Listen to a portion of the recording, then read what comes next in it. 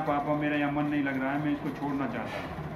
उन्होंने तैयारी करने की सोची है, नौकरी करने की सोची थी, आप लोगों ने क्या बोला? हमने कहा कि बेटा तुम गवर्नमेंट जॉब में आ जाओ, कि नहीं गवर्नमेंट जॉब में काम नहीं होता है। लगभग 7-8 घंटे वो पढ़ता रहता था और उसका अपना ही नौकरी छोड़ रहे थे वो, तो आप लोगों ने कभी उन्हें प्रेशर डाला? अच्छा। जैसे अपने स्कूल टाइम में वो अपने क्रिकेट के बड़े अच्छे स्पिन प्लेयर रहे। अच्छा, स्पिन बॉलर बहुत अच्छा बॉलिंग करते थे वो।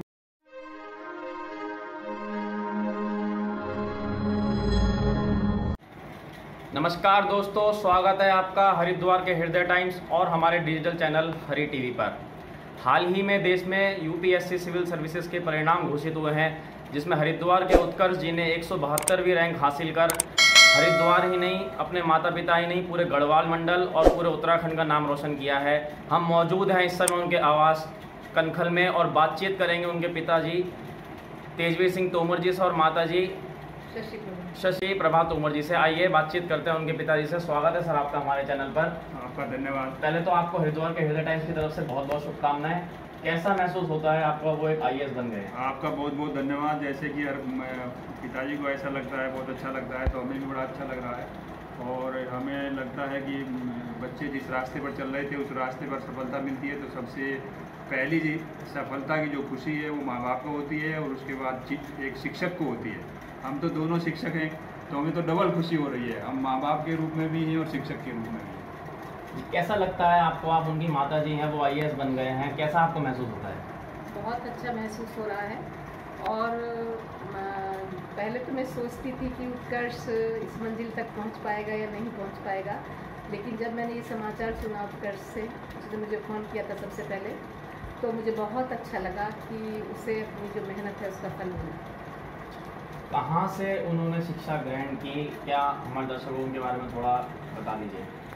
उत्कर्ष ने 12th तक की एजुकेशन डीपीएस रानीपुर हरिद्वार बीएचएल से की और वो अपनी क्लास में हमेशा टॉपर रहता था। इसके बाद उसने एनआईटी कुरुक्षेत्र से बीटेक किया, मैकेनिकल उसका फील्ड है। और उसके पश्चात उसका प्लेसमेंट हो गया था एक USA based company CMNC applied material, उसमें सॉफ्टवेयर इंजीनियर के रूप में उसका प्लेसमेंट हुआ और वो बेंगलोर चला गया था। प्लेसमेंट के लिए 6 महीने मुश्किल से उसने काम किया होगा, तो उसका बेंगलोर में मन नहीं लगा। उसने मुझे परेशान सा रहता था। हमने पूछा परेशान क्यों है, तो फिर उसने एक दिन बताया पापा मेरा यहाँ मन नहीं लग रहा है, मैं इसको छोड़ना चाहता हूँ। तो हमने 1 मिनट नहीं लगाई, हमने कहा बेटा तुरंत आ जाओ। तो वो उसने अपना तुरंत वहाँ से सामान समेटा और यहाँ पहुँच गया और अपनी तैयारी में जुट गया।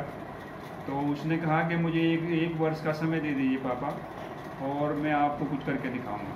तो क्या शिक्षा ग्रहण करने के बाद, इंजीनियरिंग करने के बाद उन्होंने तैयारी करने की सोची है, नौकरी करने की सोची थी, आप लोगों ने क्या बोला? हमने तो जैसे उसने बीटेक किया तो हमने उसको सजेशन दिया कि जैसे हम एक शिक्षक हैं कि और पढ़ाई कर लो, एमटेक कर लो या जितनी पढ़ाई कर सकते हो पढ़ाई कर लो, क्योंकि पढ़ने का अब समय है, नौकरी तो पूरे जीवन करनी है। तो लेकिन उसने कहा नहीं, मुझे रिसर्च में नहीं जाना, मुझे पीजी नहीं करना है, मुझे तो जॉब करनी है। फील्ड नौकरी करने की उन्होंने ठानी थी? हाँ, फील्ड नौकरी में पहले से ही वो इंटरेस्टेड था।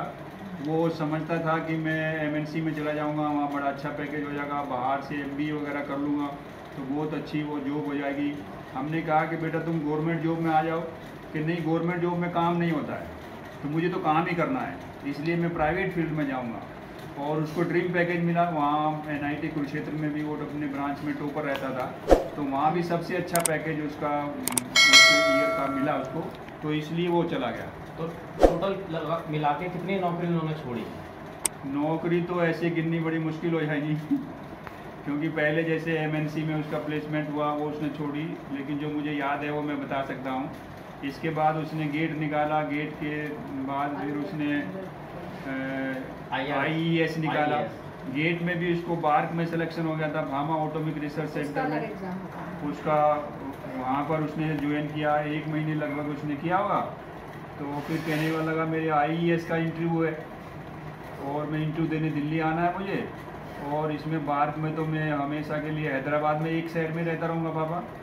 तो हमने कहा बेटा छोड़ जाओ, तो उन्होंने छोड़ दिया। और फिर IES का इसका रिटन हो गया था, रिटन क्लियर हुआ, उसने हमें उधर से उधर ही आया दिल्ली, और दिल्ली UPSC में इंटरव्यू दिया इंटरव्यू देने के बाद फिर हरिद्वार आ गया। इसी बीच में उसकी BHL में कॉल आ गई।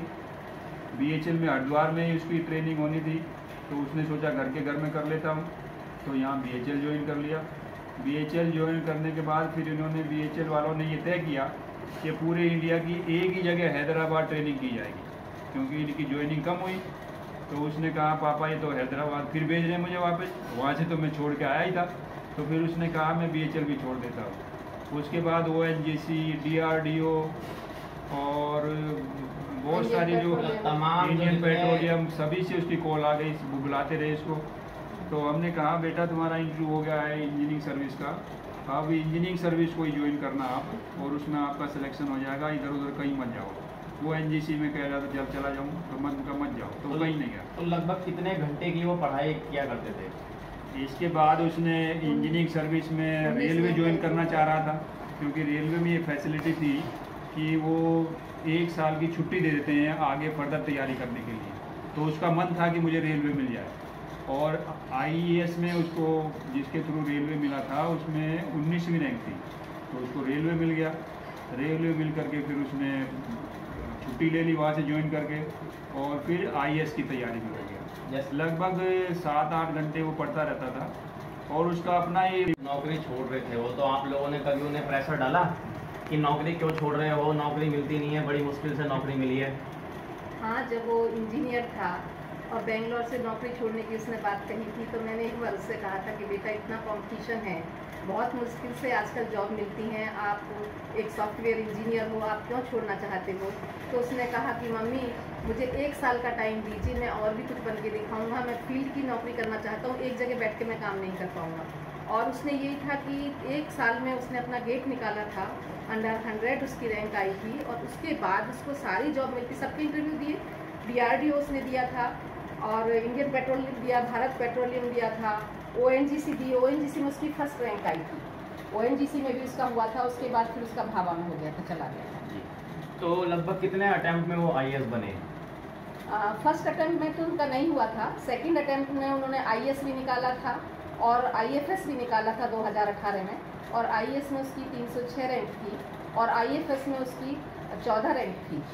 तो उसके बाद उसने फिर सोचा कि मैं ज्वाइन कर लेता हूँ IAS में, तो उसमें IRS मिला उसको, रेवेन्यू सर्विस मिली थी, लेकिन उसने रेवेन्यू सर्विस ना ज्वाइन करके उसके बाद IFS ज्वाइन कर लिया था, जिसमें उसको UP कैडर मिला, और IFS की ट्रेनिंग अब वो कर रहे थे, और करते करते अब उसने तीसरा अटैम्प्ट दिया था। तीसरे अटैम्प्ट में उसका IAS में 172 रैंक आई है, और जिसे अब वो ज्वाइन करना चाहेंगे, उसको अच्छा लगा। तो अब IAS बन गए हैं, क्या क्या कभी उनकी हॉबीज़ थी? कहीं वो घूमने जाते थे, कहीं खाना खाने दोस्तों के साथ बाहर जाते थे, कहीं पार्टीज में जाते थे, कहीं खेलने जाते थे? हाँ, वो सब तरह से एंजॉय करते थे।